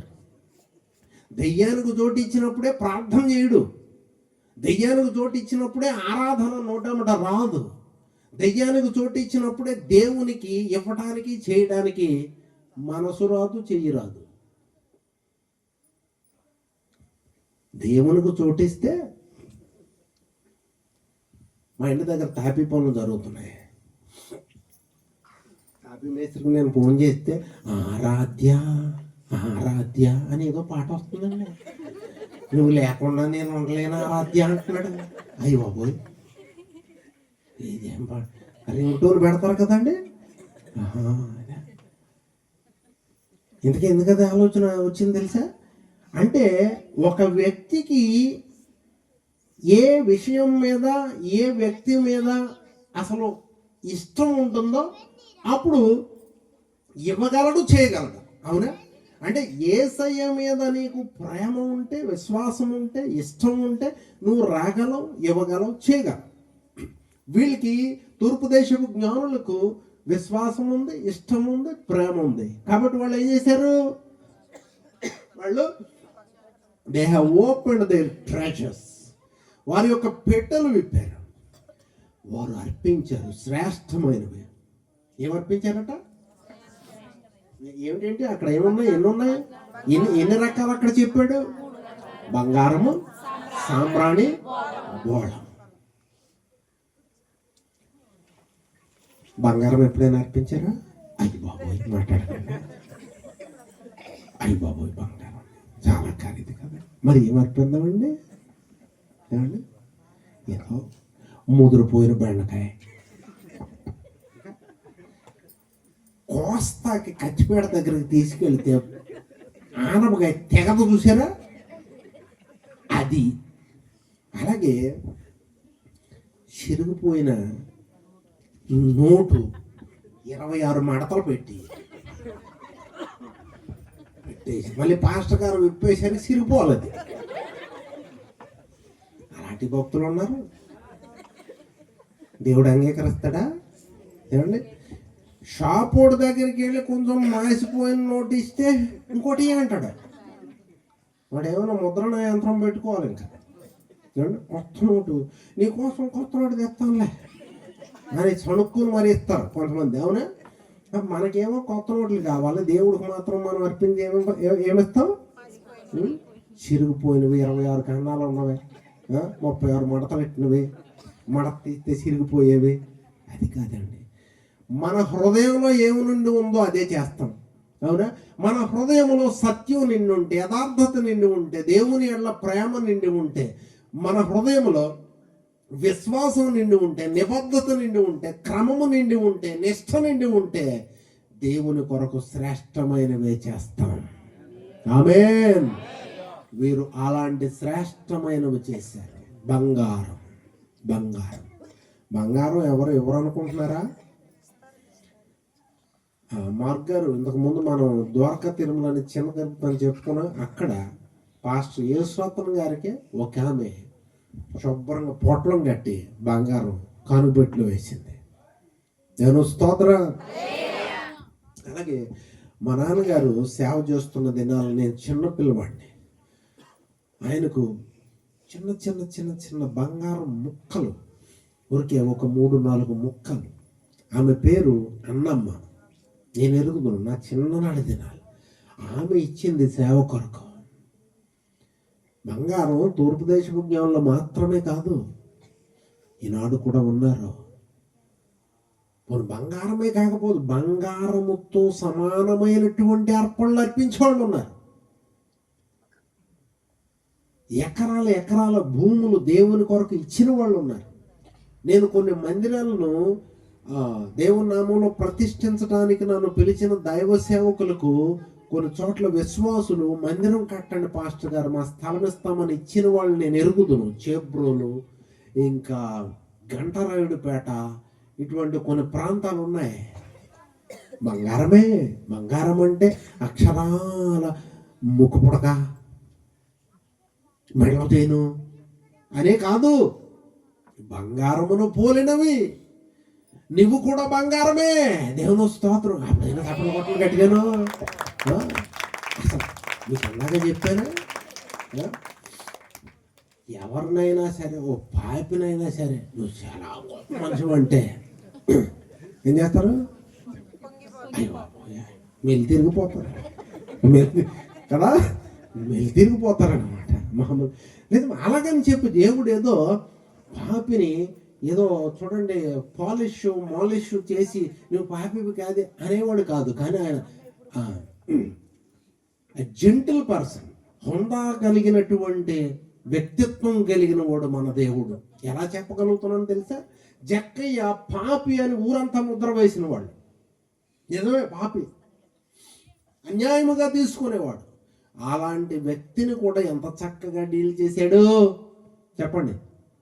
జక్కయ్య, నేడు నేను నీ ఇంట ఉండవలసి ఉన్నది అని అనగానే మెల్లిపోయి చెట్టు దిగేసాడు. అవునా కదా? రా ప్రభా రా, ఇంతవరకు నా ఇంటికి ఎవరో రావట్లేదు, ఎందుకంటే నేను అక్రమస్తుడిని, అన్యాయం చేస్తున్నాను. తానే ఒప్పేసుకున్నాడు. దేవుని స్తోత్రం. మీరు కూడా ఏం చేయాలా? ఏ మనిషిని చూసినా ఈ మనిషి దొంగ కదవా, ఈ మనిషి మంచిది కాదు, అలా కాదు, అది మంచి విధానం కాదు. దేవుడే పాపులను కూడా గౌరవిస్తున్నప్పుడు మనం ఎందుకు గౌరవించకూడదండి? అలాగని వాళ్ళ పాపములో, వాళ్ళ అసత్యములో, వాళ్ళ ద్వేషములో, వాళ్ళ దూషణలో మనం ఏకీభవించకూడదు. కొంతమందికి నోరు విప్పితే గ్రీకు, లాటిన్, అరమైకు, హీబ్రూ, హిందీ అన్నీ వచ్చేస్తాయి. అవునా కదా? క్రైస్తవులు అలాంటి వారుగా ఉండకూడదు. క్రీస్తును నమ్మిన వారు అలాంటి వారుగా ఉండకూడదు. కొంతమంది ఏం చేస్తారు తెలుసా? ఇంటి పక్క వాళ్ళు అంటే పడదాం, ఇంటి పక్క వాళ్ళు అంటే పడదాం, గోడను కూడా తిట్టేయగలరు, కోడ్ను కూడా తిట్టేయగలరు. వాళ్ళ సైకిల్ని కూడా తిట్టేయగలరు. ఈ సైకిల్ పాడు సైకిల్, ఈ పాడైపోయింది. ఎవరిని తిడుతుంది? సైకిల్ కాదు, పక్క మనిషి ఆ దారిని వెళ్తుంటే లోపల ఆగలేక ద్వేషం, అసూయ, పగ, కోపం బయటకు వచ్చేసి ఏం చేస్తున్నాయి? అలాగ బయటపడిపోతున్నాయి. దేవుని పిల్లలుగా ఉండదలిచిన వారు ఎవ్వరం కూడా అలాంటి వాటితో నింపబడకూడదు. అలాంటి వాటితో నింపబడితే ఏమవుతుందో తెలుసా? మన ఆరోగ్యం చెడుతుంది. మత్సరము ఎముకలకు కుళ్ళు. మత్సరం అంటే అసూయ, ద్వేషం. అప్పుడు ఏమవుతుందో తెలుసా? లోపల నీ రక్తం పాదరసం లేక పైకి పొంగుతుంది. అప్పుడు బ్రెయిన్ బద్దలైపోతుంది. బ్రెయిన్ బద్దలైపోతే మనిషి బతుకుతాడా? మీకు తెలుసా? నిజమే, బ్రెయిన్ బద్దలవుతుంది. బ్రెయిన్ ఈ కపాలం చూడండి కొబ్బరి పెంకు లేక ఉంటుంది కాబట్టి ఇది బద్దలవుతాం. కానీ కొబ్బరి పెంకు కింద చాలా సుతిమెత్తని బ్రెయిన్ ఉంటుంది. ఈ బ్రెయిన్లో రక్తనాళాలు ఉంటాయి, దారాలలాగా, దారం కంటే సన్ననివి. దానిలో నుంచి దేవుడు రక్తం ప్రవహింపజేస్తాడు. రోజు పంపింగ్, మన గుండె పెద్ద మోటార్ అన్నమాట. ఈ మోటార్ రోజు ఈ లీటర్ల రక్తాన్ని పంపింగ్ చేస్తూ మనకు సప్లై చేస్తూ ఉంటుంది. ఈ పంపింగ్ సరిగా ఉండదు కొన్నిసార్లు. ఎందుకో తెలుసా? నీ ఇంట్లో పడిపోతావు, ఏం కోరిది అని విసిరేస్తాం. కొంతమంది భర్తలు హీరోలు అనుకుంటారు. భార్య ఎంత ప్రేమించినా ప్లేట్ ఇసిరేస్తే గొప్ప అనుకుంటాడు. నా కోపం నీకు తెలుసా అంటాడు. ఎందుకు నీకు కోపం? అది కాదు. కోపం కలిగి ఉండటం హీరోయిజం కాదు, ప్రేమ కలిగి ఉండటం హీరోయిజం. దయ కలిగి ఉండటం గొప్పదనం.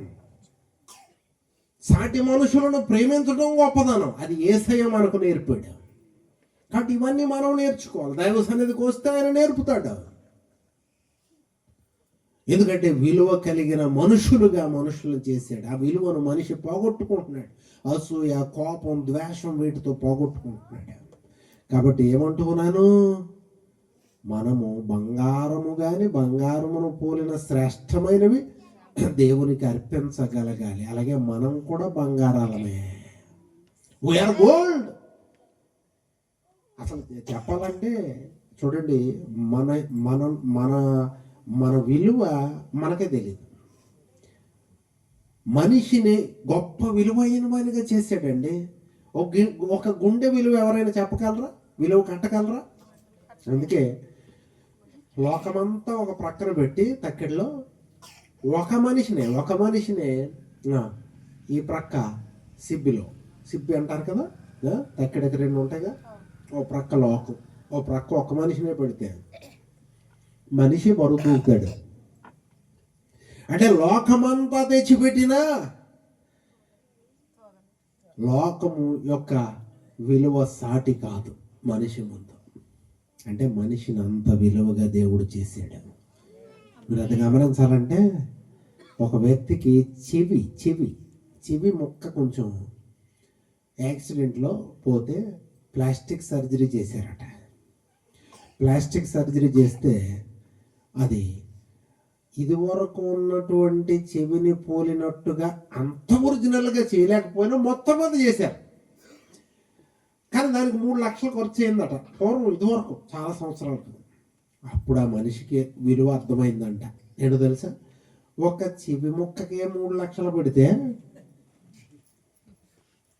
రక్తానికి రోజు శరీరములో కొన్ని కణాలు చచ్చిపోతే కొన్ని కణాలు పుడుతూ ఉంటాయి.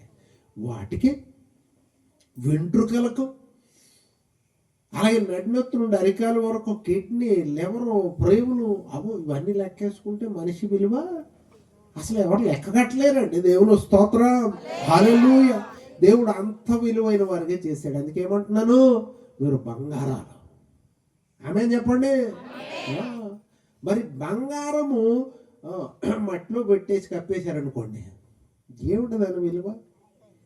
అంటే దాని అర్థం ఏంటి? బంగారాలు మీరు అని దేవుడు అంటున్నప్పుడు మనము దేవుని కొరకు బహిర్గతం అవ్వాలంటే సాక్షులుగా ఉండాలి. ఆయన వాక్కు నీ నోట ఉండాలి. ఆయన గురించిన ప్రార్థన నీ నోట ఉండాలి. ఆయన గురించినటువంటి సాక్ష్యం నీ నోట ఉండాలి. నీవే ఒక సువార్తగా మారాలి. అప్పుడు నీవు ఒక బంగారాన్ని అన్నమాట, నువ్వు ఒక బంగారాన్ని. అలాగే ప్రియమైన వాళ్ళ గమనించండి, వారు అర్పించినటువంటిది ఒక రకంగా ఆ శ్రేష్టమైనది అర్పిస్తే, మరొకటి అర్థవంతమైన భక్తి చేశారు. ఏంటో తెలుసా, పూర్వం రాజులను దర్శించుకోవాలంటే బంగారంతోనే దర్శించుకోవాలి. అంటే ఉదాహరణకు మనం చుట్టపట్టాల ఇంటికి వెళ్ళాం అనుకోండి, లేకపోతే ఒక ఒక ప్రాముఖ్యమైనటువంటి వ్యక్తి దగ్గరికి వెళుతున్నాం అనుకోండి, సహజంగా అంటే ఏదో కంగారులో ఉంటే ఏమో తీసుకుని వెళ్ళలేమేమో, కానీ సహజంగా అయితే ఏమైనా తీసుకుని వెళ్తారా వెళ్ళరా మీరు చెప్పాలి. మీరు పెద్దగా చెప్పట్లేదంటే తీసుకెళ్తారుగా, వాటి పళ్ళు, యాపిల్ పళ్ళు, లేకపోతే స్వీటు, హాటు, ఏదో ఏదో. అంటే ఒకరిని దర్శించుకుంటున్నప్పుడు, ఒక చోటుకి వెళుతున్నప్పుడు ఏదో ఒకటి తీసుకుని వెళ్తాం. పూర్వం రాజులను దర్శించేవారు ఏం చేసేవారంటే బంగారముతో దర్శించేవారు. అంటే బంగారము ఆయన కానుకగా ఇచ్చి రాజ ప్రసన్నత పొందేవారు. ఇక్కడ వాళ్ళు చేసిన భక్తి ఎంత గొప్పది అని అంటే అర్థముతో కూడిన భక్తి. వీళ్ళు తూర్పు దేశ జ్ఞానులు బంగారమును శిశువుగా పుట్టిన ఆ యేసు ప్రభువుల వారికి తీసుకుని వెళ్ళారంటే అర్థం ఏంటో తెలుసా, ఈయన మా రాజు. దేవుని స్తోత్రం. ఈ రాత్రి పరిశుద్ధాత్మ దేవుడు నిన్ను అడుగుతూ ఉన్నాడు, ఈ యేసు ప్రభు, ఈ రాజు నీ రాజుగా ఉన్నాడా? ఎంతమంది చెప్తారు అవునండి యేసు ప్రభు నా రాజు అండి అని? ఎంతమంది చెప్పగలరు ధైర్యముగా? మీరు డౌట్ పడుతున్నారు కొంతమంది. నాకు అర్థం అవుతుంది, చెయ్యి ఊగుతుంది, చెయ్యి డౌన్ అవుతుంది, చెయ్యి ఊగుతుంది, చెప్పాలా వద్దా? చెప్పండి నిజంగా. మీరు మీరు చూడండి, డూప్లికేట్గా ఎత్తొద్దు, డూప్లికేట్గా దించొద్దు. ఒరిజినల్గా నిజముగా యేసు ప్రభుని రాజు అని నీవు గనక ఎరిగి ఉంటే నీ చేయి పైకి ఉంచు. నేను మొహమాట పడినండు, మళ్ళీ సరే నన్ను పిలిచినా పిలవకపోని నేనేం బాధపడి. మీరు విశ్వాసులుగా పాటర్ గారండి బాబు, ఆయన ఎవరంటే బాబు నేరుగా అడిగేస్తున్నారంటే పిలవకండి బాబు అని అన్నా సరే నేను ఏం బాధపడండి. ఎందుకంటే సత్య సువార్త మీరు వినాలి, ఎందుకంటే అది మీకు మేలు. మంచిదమ్మ, సంతోషం, చేతులు దించండి. దాని అర్థం మీకు చెప్తున్నా. యేసు ప్రభు నీ రాజు అయితే యేసు ప్రభు యొక్క చట్టము, యేసు ప్రభు యొక్క శాసనం, యేసు ప్రభు యొక్క వాక్యం నీ జీవితంలో నీవు నెరవేర్చాలి. అప్పుడే నీ రాజు, అప్పుడే నా రాజు. నేను చెప్పగలను ధైర్యంగా, యేసు ప్రభు నా రాజు. రాజు అంటే అర్థం ఏంటో తెలుసా, పరిపాలకుడు. నీ జీవితాన్ని యేసయ్య పరిపాలిస్తున్నాడా? యేసయ్య నీ జీవితాన్ని పరిపాలించడానికి నీవు అనుమతించి ఆయన అధికారం క్రింద నీవు నడుచుకుంటున్నావా? అలాగ నడుచుకుంటే నీ నోట బూతులు ఉండవు. అలాగూ నడుచుకుంటే నీ హృదయంలో అసూయ ఉండదు, ద్వేషం ఉండదు, కపటం ఉండదు, నటన ఉండదు. ప్రభు కొరకు నిష్ఠ కలిగి, రక్షణ కలిగి జీవిస్తావు. ప్రభు ఇచ్చే ఆత్మరక్షణ పొంది జీవిస్తావు. అలాంటి వ్యక్తులు ప్రభు యొక్క పరిపాలనలో ఉన్నట్లు. ఇప్పుడు అర్థమైందా? ఇప్పుడు చేతులు ఎత్తమని అడగను, ఎందుకంటే కొన్ని చేతులు దిగిపోతాయి. ఎందుకంటే ప్రభు యొక్క పరిపాలన క్రింద ఎందరు ఉన్నారు ఇప్పుడు అర్థమైపోద్ది. మీకు మీరు చెక్ చేసుకోండి. ఇది ఎవరమో ఒకరినొకరు పరిశీలించుకునేది కాదు, కానీ మీరు ఎరగాలి. ఎందుకంటే ప్రభు యొక్క పరిపాలన క్రింద ఉంటే అది మేలుకరం, ఆశీర్వాదకరం. ఇక్కడ చూడండి, వీరు ప్రభు యొక్క పరిపాలన క్రింద ఉన్నారు కాబట్టి వారు ఈయన మా రాజు అని గుర్తించారు. కాబట్టి ఎవరిని ఆరాధించారు వారు? చూడండి అక్కడ చదవండి త్వరగా, నేను ముగించబోతున్నాను, సమయం అవుతుంది. చూడండి, ఆయనను పూజించి 11వ వచనంలో వారు నక్షత్రమును చూచి అత్యానంద భరితులై ఇంటిలోనికి వచ్చి తల్లి అయిన మరియను ఆ శిశువును చూచి సాగిలపడి మరియను పూజించలేదు. ఎవరిని పూజించారు? కొంతమంది పాపం తెలియక ఎవరిని పూజిస్తున్నారు? మేరీ మాత, మేరీ మాత అంటున్నారు, ఆమెకు ప్రార్థన చేస్తున్నారు. అది కాదు సత్యం. మనం గమనించాలి, మరియమ్మ తల్లి యేసు ప్రభు వారికి జన్మనిచ్చింది. ఆమె పరిశుద్ధురాలు, రైట్. ఆమె మానవాళిలో ఒక వ్యక్తి, ఉన్నతమైన స్త్రీ. మంచి సంస్కారం, విశ్వాసం, వినయం, పరిశుద్ధత, విధేయత కలిగినటువంటి మనం గౌరవిస్తాం అంతవరకే. కానీ ఆమె పూజార్హురాలు కాదు. దేవుడు ఒక్కడే, చెప్పాలి మీరు చెప్పాలి, పూజార్హుడు. దేవుడు ఒక్కడే ఆరాధనీయుడు. దేవుడు తప్ప మరెవరు పూజింపదగిన వాడు ఇహపరముల్లో ఎవరు లేరు. కాబట్టి వీళ్ళు ఎంత అర్థవంతమైన ఆరాధన చేశారో చూడండి. ఆయనను పూజించి తంపెట్టులు విప్పి బంగారం, సాంబ్రాణి, బోళం ఆయనకు అర్పించారు. కాబట్టి మొదటి అంశం ఏమిటి చెప్పాను? యేసు ప్రభు రాజు అని గుర్తించారు. ఆయన పరిపాలన క్రిందకి ఎవరు వస్తారో వారు చీకటి నుండి, పాపం నుండి, శాపం నుండి, నిత్య నరకం నుండి విడుదల పొంది ప్రత్యేకించబడిన ప్రజగా జీవించగలరు, జీవిస్తారు. వారు పరిశుద్ధులు. అలాంటి కోవలోనికి నీవు వచ్చావా? అలాంటి ఆ ప్రత్యేకించబడిన స్థితిలోనికి నీ జీవితం వచ్చిందా? ప్రియమైన సోదరి సోదరుడా, ఒకవేళ వచ్చి ఉండకపోతే ఇది మంచి సమయం నీకు మార్పు చెందటానికి, రక్షణ పొందటానికి. రేపనే రోజుకు వాయిదా వేయొద్దు. చాలా మంది ఏం చేస్తారో తెలుసా? వచ్చే క్రిస్మస్లో మార్మల్స్ పొందుతానండి. వచ్చే క్రిస్మస్ వరకు రిజర్వ్ చేసేసుకున్నావా? వచ్చే క్రిస్మస్ వరకు 365 రోజులు నీ సొంతమేనా? కరోనాలో ఎంతమంది కూలిపోయారండి?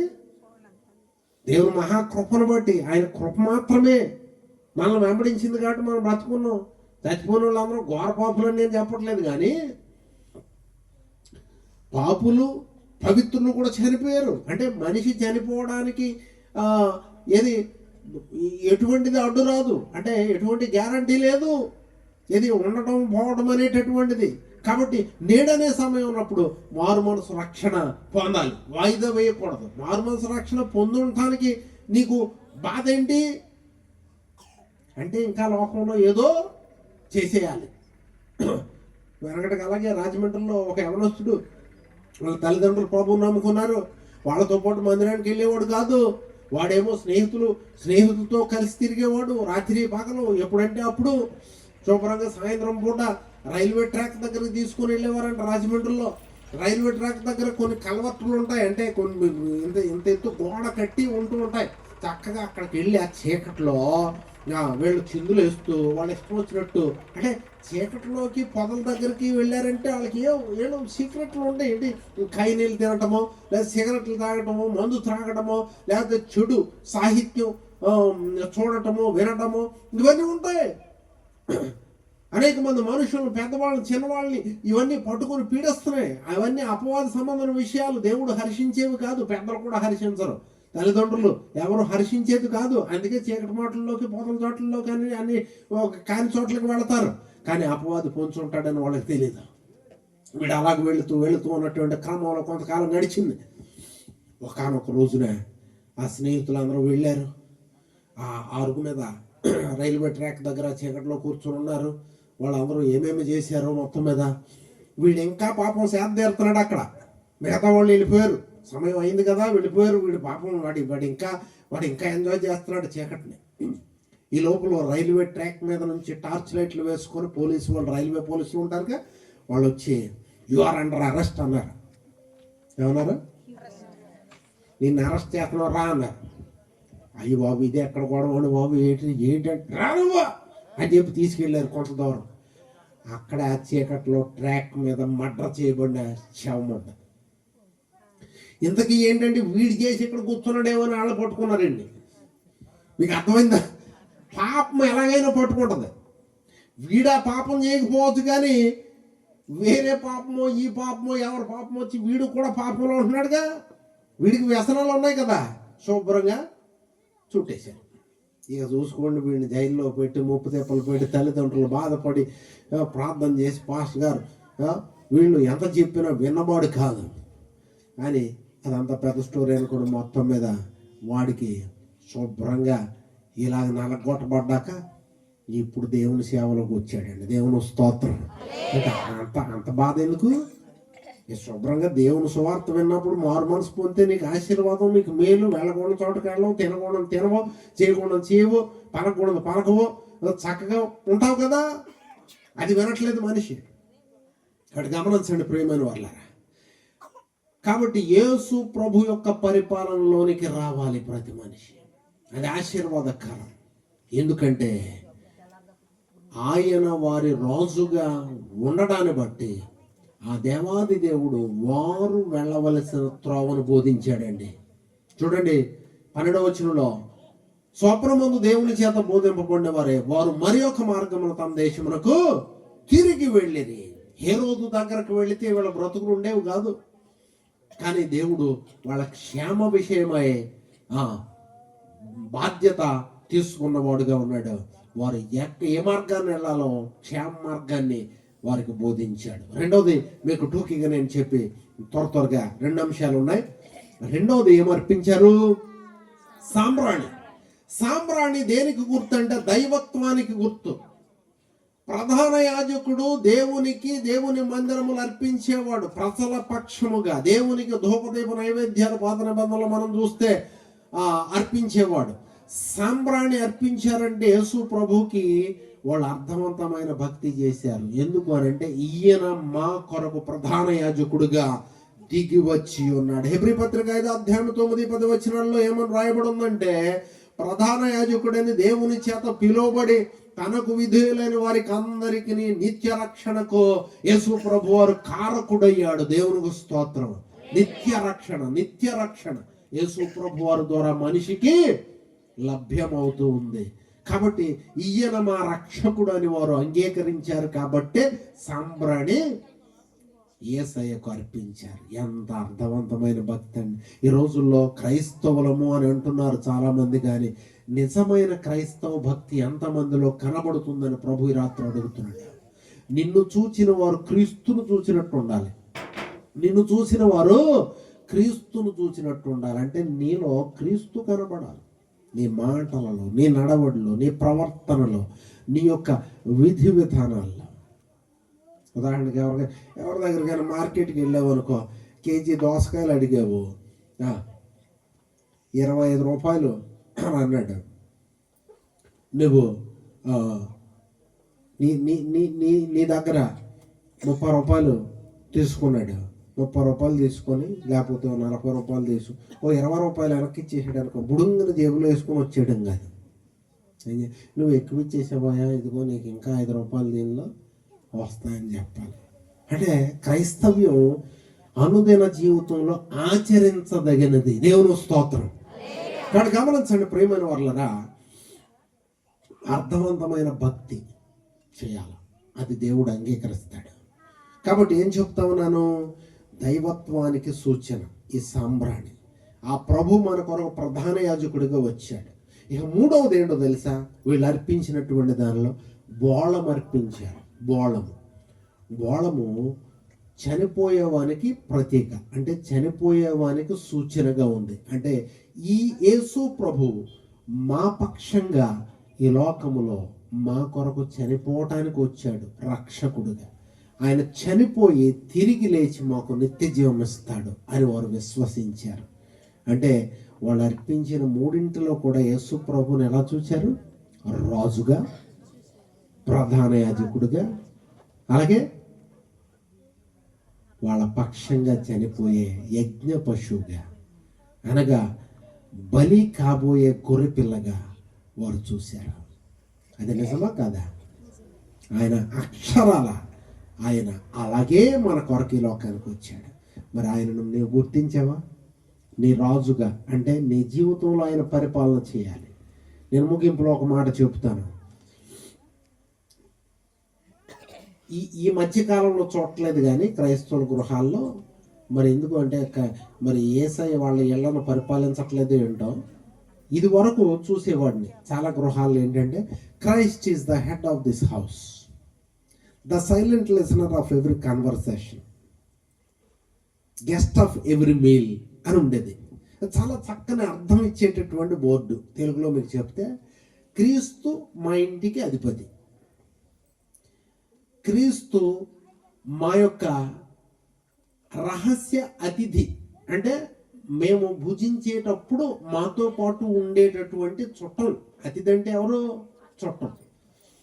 అలాగే మా ఇంటిలో మేము మాట్లాడుకునే విషయాలన్నింటినీ కూడా చాలా అంటే మౌనంగా ఉండి వినేటటువంటి వాడు అని అర్థం ఇచ్చే, అంటే అర్థం కాదు, అదే మాటలో ఉండేది. ఇప్పుడు ఎవరిళ్ళలో అయినా మీ ఇళ్ళలో ఉంటే చెప్పండి, అమ్మమ్మ ఇంటికి వచ్చి చూస్తాను. అవునయ్యా, తీసేసారు చాలామంది ఇళ్ళలో. పూర్వం నేను చదివిన మాటలే చెప్తున్నా, ఇళ్ళలో ఉండేవి. ఆ బోర్డు ఎక్కడన్నా దొరుకుతుందేమో కొందామని బుక్ షాప్కి కూడా వెళ్తే లేవండి అవి. బుక్ షాప్ కూడా అమ్మట్లేదా? ఇక నేనన్నా తయారు చేయించుకోవాలి. అవును, క్రీస్తు మన ఇళ్లకు అధిపతిగా ఉండాలి, హెడ్ ఆఫ్ ద హౌస్. మన మాటలు, మన సంభాషణ ఆయన విని సంతోషించాలి. భార్య భర్తను తిట్టేసుకోవడం, భర్త భార్యను, భార్య భర్తను, పిల్లలు తల్లిదండ్రులు పిల్లలు చెడ తిట్టేసుకుంటారు కొంతమంది. మామూలు తిట్లు కాదు, అలా కాదు. ఏదైనా కాని విషయం చేస్తే దేవుని వాక్య విధానంలో దేవుడు ఇది హర్షించడు, దేవుడు అలా చెప్తున్నాడా, ఇది మంచిది కాదు, ఇలా చేయకూడదు అని చేయాలి. అలా కాదు. కొంతమంది అంటే జాడించేస్తారంట. ఏమా 3వ రోజు మీటింగ్ అయిపోతుంది చెప్పాను కదా, 3 రోజుల నుంచి అని పాస్టర్ గారు అడుగుతున్నారంట ఒక ఆమెను. ఏంటి మీ భర్తను మీటింగ్ తీసుకురాలేదు ఏంటి? అయ్యగారు మూడో రోజు మీటింగ్ నేను తీసుకొచ్చేస్తానండి అని అందంట. తీరా చూస్తున్నారు పాస్టర్ గారు, ఏమైనా సరే భర్తను తీసుకొస్తుంది ప్రార్థన, కానీ కళ్ళు కాయలు కాసేలా చూస్తున్నాడు. ఈమె బైబిల్ అట్టుకొని వచ్చేస్తుంది. సరే మీటింగ్ అయ్యాక అడిగితే, ఏ అమ్మ మీ భర్తను తీసుకురాలేదు, తీసుకొస్తానన్నావు కదండి, జాడించి పారేశానండి అంటుందంట. అయ్యి బాబు, జాడించేయటం ఏంటమ్మా, ఎందుకు జాడించేసావమ్మా, జాడించటం ఏంటి అసలే అని అంటే, ఒరే పోయే కాం కూడా అని తిట్టిపారేసానండి అని అంటాను. అప్పుడు మరుసటి రోజు ఆ భర్త అనే ఆయనే పాస్టర్ గారికి ఎదురైతే, ఏమండే బ్రదరు మీరు మీటింగ్కి వస్తారనుకుంటే, నేను నిజంగానండి వద్దాం అనుకున్నానండి, 3వ పూటానికండి మా ఆవిడ కనపడేసరికి చెడ తిట్టేసిందండి, అందుకే మానేసానండి, బజారుకు పోయానండి అన్నాడు. అంటే ఎవరు చెడగొట్టారు? వద్దాం అనుకున్నాడంట మనసులో. చెడగొట్టింది ఎవరు? ఎందుకు? జాడించేసి. జాడించకూడదండి బాబా. మీకు చెప్పాను కదా ట్రిక్. యేసుప్రభు వారు, జక్కయ్య నేడు నేను నీ ఎంట ఉండవలసి, జెంటల్ కాలింగ్, హుందాతో ప్రవర్తించాలి మనం. పిల్లలను కూడా రెచ్చగొట్టేకండి. పోయే కాలం కూడా కుక్క నక్క తెగ తిట్టేస్తాడు కుక్క. మరి ఏమన్నా మా ప్రేమ ఒలిగిపోతే బంగారం చింటూ బింటూ చెంటు ఇది ఏటో రకరకాలుగా అప్పటికప్పుడే మారిపోదు. అలా కాదు. క్రైస్తవ భక్తి చేసే వాళ్ళంగా ఒకే రేపో అంటే ఒకే క్రమంలో జాగ్రత్తగా వెళ్ళాలి. ఈ బండిని నడిపించుకోవాలి అంతే తప్ప, చూడండి ఒక్కోసారి ట్రైన్ కుదుపులు వచ్చేస్తుంది, అలా ఉండకూడదు. క్రైస్తవ భక్తి ఎలా ఉండాలి? క్రమ విధానములో హై లెవెల్కి వెళ్ళాలి అంతే తప్ప, ఒక్కోసారి ఉద్యోగం వచ్చేస్తుంది, ఒక్కోసారి అసలు ఉద్యోగమే కనపడదు. అయ్యో ఇలా సాలారిపోయింది, ఇలా సాలారిపోయిందేంటి, సప్పపడిపోయిందేంటి, అది ఎంత కదిపినా ఇక మందిరంలో కదలరు, సేవలో కదలరు, ఇవ్వడంలో కదలరు, రావటంలో కదలరు. ఏమమ్మా కనపడి ఏమి చెప్తావులేండి, ఏదో అలసిపోయి జీవితంలో వేసారిపోయి పెద్ద సేవ చేసేసినట్టు. ఏమండి? అలా కాదు. ఏం చేయాలి? క్రైస్తవ భక్తిలో క్రమ విధానంలో మనము ముందుకు వెళ్ళాలి. అది మనకు ఆశీర్వాదకరం. కాబట్టి ముగింపులో ఏం చెప్తున్నాను? అప్పుడు ఆ పాస్టర్ గారు చెప్పారంట, అమ్మా మీ ఆయనకి అది జాడింతో బట్టలు బాగా జాడించు. కాబట్టి బట్టలకు జాడింపు, కూరకు తాలింపు, మనిషికి లాలింపు. ఏంటయ్యే లాలింపు? కొంతమంది బట్టలనే జాడించరు, ఇలా ముంచితే ఏం పోతాయి, ఏమండి ఏం పోతాయి, అదేదో అరిగిపోతుంది అన్నట్టు బాధ పారేయాలి. అలాగని చింపేయారు. కానీ అర్థమైంది. కొంతమంది కోపం వచ్చి, ఇంట్లో ఉన్న కోపం వచ్చి రాయినేసి బాధ వేస్తారు, చిరిగిపోతాయి. అలా కాదు, మొత్తమే కొంచెం జాగ్రత్తగా జాడించాలి కదా, ఉతకాలి కదా. కాబట్టి బట్టకు జాడింపు, కూరకి తాలింపు, మనిషికి లాలింపు. ఆయన నేర్చుకుంటే జాగ్రత్తగా బతికేయచ్చు. కాబట్టి ముగింపులో 3 మాటలు గుర్తుపెట్టుకోండి. బంగారం అర్పించారు, ఆయన రాజును గుర్తించారు కాబట్టి. సామ్రాన్ని అర్పించారు, ఆయన ప్రధాన యాజకుడుగా మన కొరకు మధ్యవర్తిగా, దేవునికి మనకు మధ్యవర్తిగా ఆయన దిగి వచ్చాడు. అలాగే మూడవదిగా బోళమును అర్పించారు. మన కొరకు ఆయన తన ప్రాణమును తన రక్తమును అర్పించడానికి ఆయన వచ్చాడు. యోహాను సువార్త 10వ అధ్యాయం 14వ వచనం అలాగే 18వ వచనంలో యేసయ్య స్వయంగా చెప్పారు, నా అంతట నేనే నా ప్రాణం పెడుచున్నాను, దాన్ని తిరిగి తీసుకుని నాకు అధికారం కలదు, నేను ప్రాణం పెట్టు గొర్రెల కొరకు ప్రాణం పెట్టుటకు వచ్చి తినని చెప్పారు. కాబట్టి అలాంటి ఆ ప్రభువును నీ ప్రభువుగా, నీ రాజుగా, నీ ప్రధాన యాజకుడుగా, నీ రక్షకుడుగా, నీ కొరకు చనిపోయిన తిరిగి లేచిన ఏకైక మృత్యుంజయుడుగా నీవు కలిగి ఉన్నావా? అలాగూ కలిగి ఉన్నవారే నిజమైన క్రిస్మస్ను జీవితంలో నిత్యము కలిగి ఉండగలరు. లేకపోతే బుడగలు చూసి వెళ్ళిపోవటమే అంతే. తర్వాత వెళ్ళాక పీడకాలు వస్తాయి. ఏంటి క్రిస్మస్కి వెళ్ళాక పీడకాలు అంటే? మరి ఏసే రాజుగా లేడు కదా, జీవితానికి రాజుగా ఆయన పరిపాలన లేదు కదా, దెయ్యాల పరిపాలన. అందువల్ల గమనించండి, యేసును రాజుగా నీ పరిపాలకును ఇంటికి తీసుకుని వెళ్ళు, కలవరం పోతుంది, పీడకలు పోతాయి, శాపం పోతుంది, దీవెన ఆశీర్వాదం వస్తుంది, నిత్య రక్షణ వస్తుంది, నిత్య జీవం వస్తుంది. అట్టి రీతిలో దేవుడు ప్రతి ఒక్కరిని దీవించి బలపరచును గాక. ప్రార్థన చేసుకుందాం. దయచేసి తలలు వంచండి, కళ్ళు మూసుకోండి. ప్రార్థన. దేవుని వాక్యం, శ్రేష్ఠ వాక్యం దేవుడు మనకి ఇస్తూ ఉన్నాడు. మనము అంగీకరిస్తున్నామా? దేవుని మనం విశ్వసించామా? మన జీవితాల్లో యేసయ్య రాజుగా ఉన్నాడా? మన జీవితాల్లో ఆయన పరిపాలన కొనసాగుతూ ఉందా? ఆయన వాక్యానికి, ఆయన చట్టానికి మనం లోబడి ఉన్నామా? మనం పరిశీలన చేసుకోవాలి. అది ఎంతో మనకు ఆశీర్వాదకరం, మనకెంతో దీవెనకరం. నిజమైన క్రిస్మస్ ఆనందంతో మనం నింపబడతాం. ఈ క్రిస్మస్లో నుండి యేసయ్య నీ నుండి దాటిపోకుండా చేసుకో. ఆయనను అంగీకరించు, విశ్వసించు. నీలో ఉన్న ప్రతి అపరాధమును, పాపమును ప్రభు ఎదుట ఒప్పుకో. ఆయన అంగీకరిస్తాడు. ఆయన నిన్ను కడుగుతాడు, పరిశుద్ధపరుస్తాడు, నిన్ను దీవిస్తాడు, నీ శాపమును కొట్టివేస్తాడు, నీ కలవరాన్ని కొట్టివేస్తాడు, నిన్ను బలపరుస్తాడు. ప్రార్థన చేసుకున్నాం. దాని ప్రార్థన చేసి ముగిస్తారు.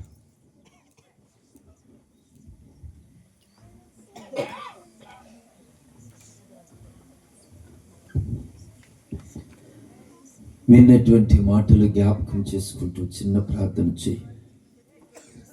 నీలో ఏదైనా లోపం ఉందా? చెప్పబడిన మాటల్లో నీ జీవితంలో ఏదైనా లోపం ఉంటే చిన్న తీర్మానం తీసుకో.